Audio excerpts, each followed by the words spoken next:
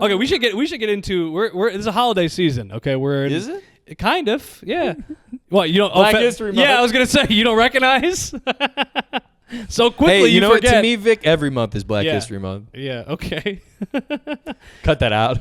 Well, this is we're coming up on St. Patrick's Day. For people in Chicago, this is the holiday. Okay, this is white people's Juneteenth. But you know what? I feel like St. Patrick's Day in Chicago is divisive in that like half people look forward to it all year. The other half of people barricade themselves in their house or leave the city. Yeah. I do. I tend to. I've left the city last few years, but well, now you're right downtown. I'm right downtown. I'm in the thick of it. But I am gonna be here. I'm gonna be at the Laugh Factory all weekend, which is probably gonna be a nightmare. Oh, everyone's gonna be. It's gonna be, and I'm on getting around. Sucks. I'm on the 11s as well. No, I'm on all three. You gotta. You're gonna have to wear these pants. That's why you're like, wear the like, pants. This is what you're wearing right now is the 7:00 show. Yeah.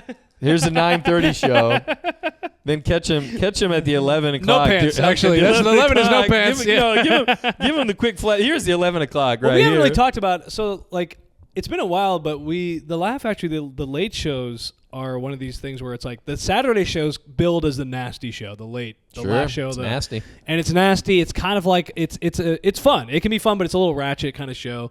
The Friday is one of those where it could be really good, but it also could be like 12, 15, 20 people. Yeah. Or people who are just like clearly last minute plans, like they're not. And on St. Patrick's Day, it's people going to be drinking worse all is day. if people planned in advance That's to come to the Friday 11 o'clock show. Crazy. It's better if it's last minute. Even if on Wednesday people are going, Friday at 11:30, I think I'd like to go see 90 minutes of stand-up. But it's brutal because, especially if you have to host that show, you just watch every comedian do their set and leave, and then you're just kind of like stuck. there. You're just the last man standing. Yeah. They start turning the lights those off. Those are the ones where it's such a fight for who's going to go first, second, third. Because everyone, especially if you've been there all night, everyone wants to go home. That's when it's fun. You use but I'd rather power. do them than not. Some people are like, I just want to go home. Like, I'd rather do the spot. Yeah, it's weekend pay. It's also weekend pay. It's true. Yeah. And if you're already there for the early ones, you're like, why not? That's why. So I'm like, I haven't done a three in a while. So I'm like, I'm going to do both. We're comedians. We need to go home and go to bed. Yeah. It's 10:30. Yeah. Well, that's the thing. So if I do wear this, it's going to be on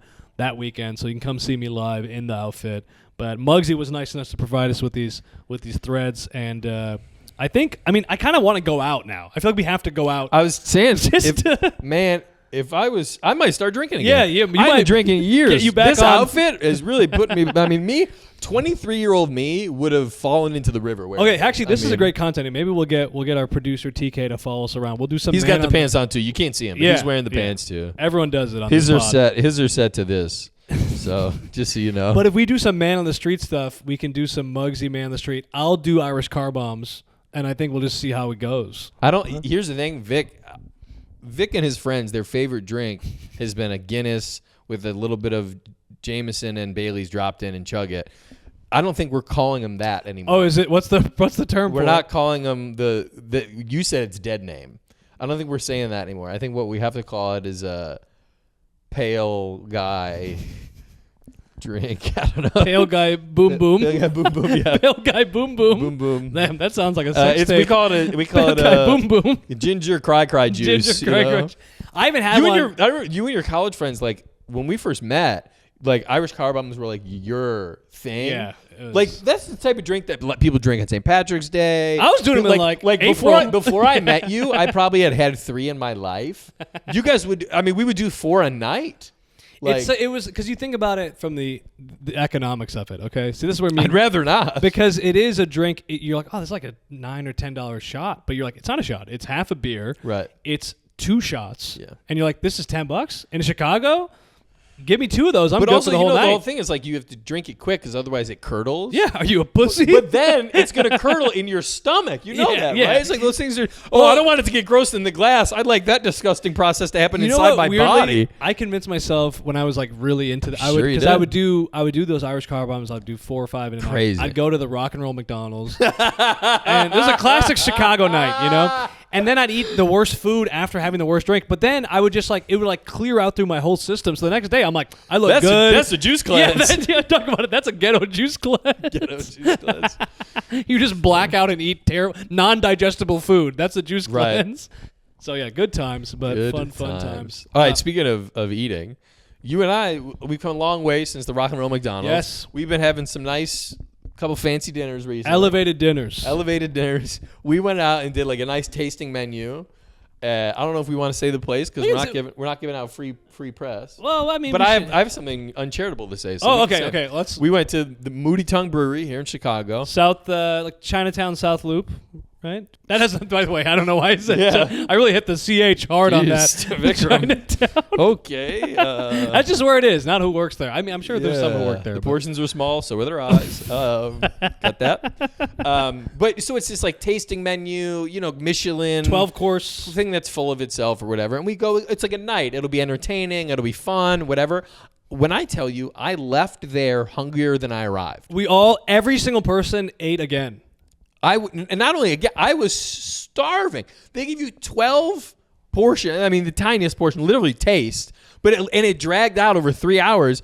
And I got there, my mistake. I arrived to dinner hungry, which turns out you're not supposed to do at this place. That's the thing about when you're a kid or like in college, you pregame alcohol to go to a party. Yes, when you're an adult, you got to pregame food. It felt like we were out drinking. I left. I was like, do I need a McChicken right now?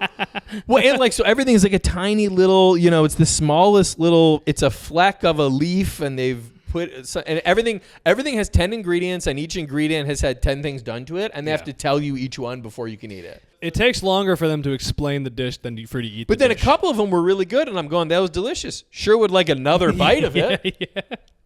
I know, at that point, just feed me, because it's just a single bite. Yeah, literally. Everyone should go to each table. I mean, it hit. I couldn't even fully taste it because it only hit 3 of my taste buds. It was the smallest portion imaginable. I'm starving. I had a similar experience. I was in Grand Rapids a couple weeks ago, and I ended up at this really nice restaurant.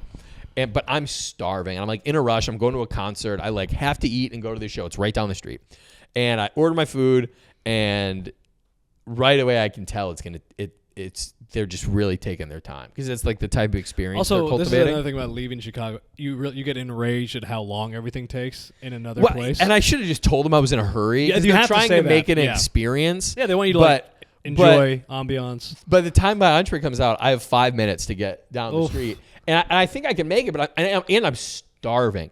The guys explain, same thing. Every ingredient has had 5 processes done to it, and he's going to explain every one. So he's going, what you have in front of you is a grilled black fish that has been in a reduction of lemon and chive. The chives were grown and you in can't Indonesia. Eat when he's talking. Oh, I'm halfway done. I'm starving. And he keeps going on. I'm going, that's interesting. Oh, the next 4 courses. You don't say. And it goes so deeper. It goes, if you notice, that's in a foam, and that foam comes from a chocolate bubble, and we whisper affirmations. We say things like success and gratitude into the foam, and you might be able to taste some aftertaste of that. By the time he's done, I've finished eating. I go, I'll take the check. I'm done, dude.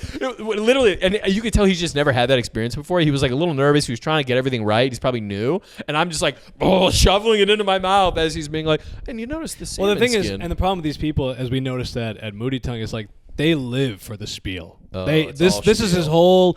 And honestly, I get it. It takes a long time to memorize that shit. I'm sure it's annoying as hell. So when you get the opportunity to do it, you're hitting all the points. But the same thing at Moody Tongue. I'm starving, and the guy's going chatty. The guy's going, this beef is in a beet reduction, and those beets are put through a 12-hour braising process. After they're braised for 12 hours, we walk them past a bath salt. The salt gets in the air, and the air. Speaking of air, I had a cousin who used to wear Air Jordans. I mean, he's telling me his life story, and I'm going, let me eat the cube of steak. I'm so hungry. I know. You're right. Every single entree, I was like, man, I love one more bite. One more bite. Because it all felt. I'm like, did you cut these in half to give everybody? Yeah, you always want to be like, I'm sorry. I don't think you brought the rest of this. I think this is what we've learned though is like it's fun to go to these places. There is a middle ground of like steakhouse to like nice place where you're like, okay, this is still one. I also don't want to be. I don't need 15 plates. Yeah, I'd rather just go to, because we'll go to a nice place and just have like a meal. Yeah. And I want to leave satisfied. Yeah. If I'm paying that amount for a nice meal, I want to leave satisfied. Also, if I'm trying to drink, I don't know how to drink if I'm getting 12 courses. I need to have a solid meal in front of me so I can drink at the speed I want to drink. That's a great point. Otherwise, I'm going to be blacked out before the 4th course, you know?